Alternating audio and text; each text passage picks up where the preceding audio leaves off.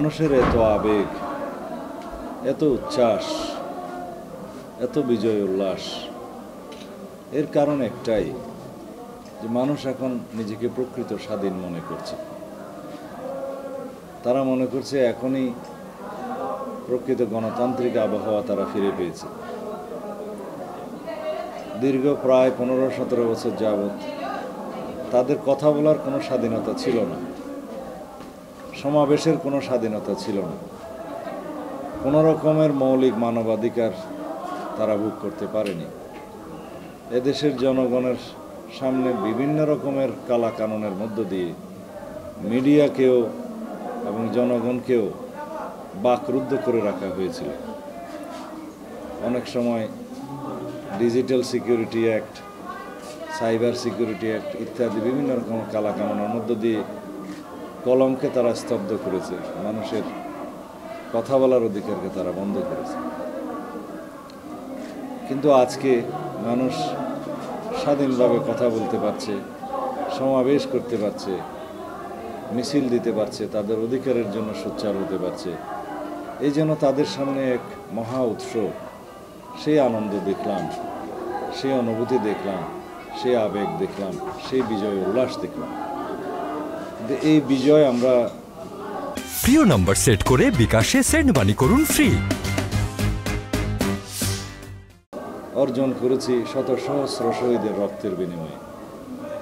আমাদের সন্তানরা, ছাত্র জনতারা অকাতরে বুকের রক্ত ঢেলে দিয়েছে এই স্বাধীনতা অর্জনের জন্য। বাংলাদেশ নতুন করে স্বাধীন হয়েছে, নতুন একটি বিজয় দিবস অর্জিত হয়েছে, ফেসিবাদের পতন হয়েছে। আমার প্রথম অনুভূতি ছিল 5ই আগস্টে ফেসিবাদের পতনের পর দেশ ফেরাউন মুক্ত হয়েছে।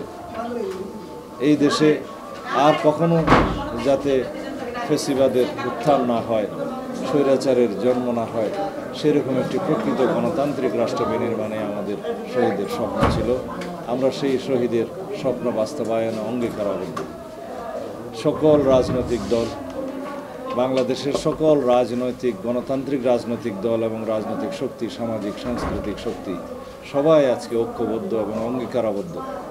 তারা প্রতিশ্রুতিবদ্ধ যে এই জাতিকে এমনভাবে আইনের শাসনের আওতায় নিয়ে আসা হবে যেখানে প্রকৃত একটি বৈষম্যহীন, সাম্যের, সামাজিক ন্যায় বিচারের এবং মানবিক মর্যাদার রাষ্ট্র বিনির্মাণ করা হবে। যেই রাষ্ট্রে আমাদের সন্তানরা, আমাদের ভবিষ্যৎ প্রজন্মরা আর কোনোদিন কোনো স্বৈরাচারের মুখোমুখি হবে না। যেই রাষ্ট্রে আর কোনোদিন আমাদের সন্তানরা রাজপথে গুলি খেয়ে তাদেরকে মরতে হবে না। সেরকম একটি সুন্দর গণতান্ত্রিক, সাম্যের, বৈষম্যহীন, মর্যাদাপূর্ণ গণতান্ত্রিক রাষ্ট্র বিনির্মাণ আমাদের করতেই হবে। আমরা কোনোভাবেই এই শহীদের রক্তের সাথে কোনো অবস্থাতেই আমরা আপোষ করব না। স্বৈরাচারের সাথে শহীদি রক্তের অঙ্গীকার পূরণে আমরা কোনো শক্তির সাথে আপোষ করব। বাংলাদেশকে যদি এবার আমরা বিনির্মাণ করতে, প্রকৃত গণতান্ত্রিক রাষ্ট্র হিসেবে বিনির্মাণ করতে ব্যর্থ হই, এই জাতি আমাদেরকে ক্ষমা করবে না এবং সেই ব্যর্থ হওয়ার কোনো সুযোগ আমাদের নেই। আমাদের একমাত্র বিকল্প হচ্ছে আমাদেরকে সফল হতেই হবে। যে রাষ্ট্র বিনির্মাণের জন্য আমরা আজকে বাংলাদেশের সকল ফেসিবাদ বিরোধী রাজনৈতিক শক্তি ঐক্যবদ্ধ হয়েছি একটি পয়েন্টে, যে বাংলাদেশকে এমন একটি গণতান্ত্রিক রাষ্ট্র হিসেবে আমরা বিনির্মাণ করব। সেই বিনির্মাণের লক্ষ্যে আমরা এমন কিছু সংস্কার সাধন করব, সাংবিধানিক গণতান্ত্রিক সংস্কার, সমস্ত রাষ্ট্রীয় কাঠামোগুলোর গণতান্ত্রিক সংস্কারের মধ্য দিয়ে একটি শোষণহীন এবং অর্থনৈতিকভাবে আমরা যাতে মুক্তি পাই সে তেমন একটি রাষ্ট্র আমরা বিনির্মাণ করব। অর্থনৈতিক মুক্তির লক্ষ্যে প্রয়োজনীয় গণতান্ত্রিক সংস্কার করতে হবে আমাদের সংবিধানের এবং সকল গণতান্ত্রিক কাঠামোর। আমি আজকে জনগণের ভাষা যেটা বুঝতে পেরেছি, এই জনগণ আর কখনো কোনো অপশক্তির সামনে মাথা নত করবে না। এই জনগণের সামনে আর কোনো অপশক্তি, স্বৈরাচারী শক্তি দাঁড়াতে সাহস করবে না। বাংলাদেশে বর্তমানে অভ্যন্তরীণ এবং বহিঃশক্তির কিছু ষড়যন্ত্র করার একটা পায়তারা চলছে। আমি বিশ্বাস করি আমাদের ছাত্র জনতা কোনো রকমের কোনো ষড়যন্ত্র বাংলাদেশে বাস্তবায়ন করতে দেবে না। ধন্যবাদ। সংখ্যালঘু নেই, আমরা সবাই বাংলাদেশি, সবাই বাংলাদেশের নাগরিক। ধর্ম যার যার হবে, যার যার ধর্ম সে স্বাধীনভাবে পালন করবে, কিন্তু আমাদের পরিচয় হবে আমরা বাংলাদেশের নাগরিক, আমরা বাংলাদেশি, একটাই পরিচয়। এখানে কোনো সংখ্যালঘু সংখ্যাগুরু নেই।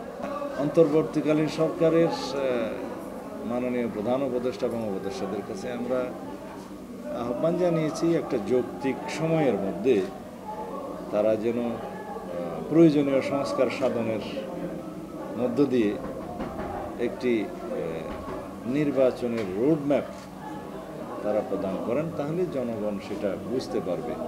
তবে সেই জন্য আমরা তাদেরকে এখন কোনো চাপ প্রয়োগ করতেও চাই না, দাবিও রাখতে চাই না। সেটা আমার মনে হয় একটা আরও কিছু সংস্কার সাধনের পরে ওনারা অবশ্যই সেই জন্য একটা রোডম্যাপ তৈরি করবেন, যাতে মানুষ আশ্বস্ত হয় যে একটা গণতান্ত্রিক রাজনৈতিক সরকারের প্রতিষ্ঠা, একটা সংসদের প্রতিষ্ঠা যাতে তারা দ্রুত পায়। তবে সেই জন্য আমরা কোনো চাপ প্রয়োগ করছি না। আমরা মনে করি এই সরকারকে আরও কিছু সময় দেয়া প্রয়োজন, তারা যেন আরও কিছু সংস্কার সাধন করেন। ইলেকশন কমিশন থেকে দুর্নীতি দমন কমিশন এখনও যা আছে তাই রয়ে গেছে। আমি আশা করব এগুলো তারা যেন অতি দ্রুত পরিবর্তন করেন এবং প্রশাসন সহ অন্যান্য বিভাগীয় প্রয়োজনীয় সংস্কার সাধনের মধ্য দিয়ে, যেটা অলরেডি চালু আছে, সেটার মধ্য দিয়ে এমন একটা পরিবেশ সৃষ্টি করেন যাতে ওনারা একটা নির্ধারিত সময়ের ভিতরে রোডম্যাপ প্রদান করতে পারেন এবং জনগণকে আশ্বস্ত করতে পারেন। তবে আমাদের মধ্য থেকে কোনো চাপ নেই। আমরা ওনাদেরকে বলেছি যে একটা যৌক্তিক সময়ের মধ্যে আপনারা প্রয়োজনীয় সংস্কার সাধন করে যদি একটা রোডম্যাপ প্রদান করেন, জনগণ আশ্বস্ত।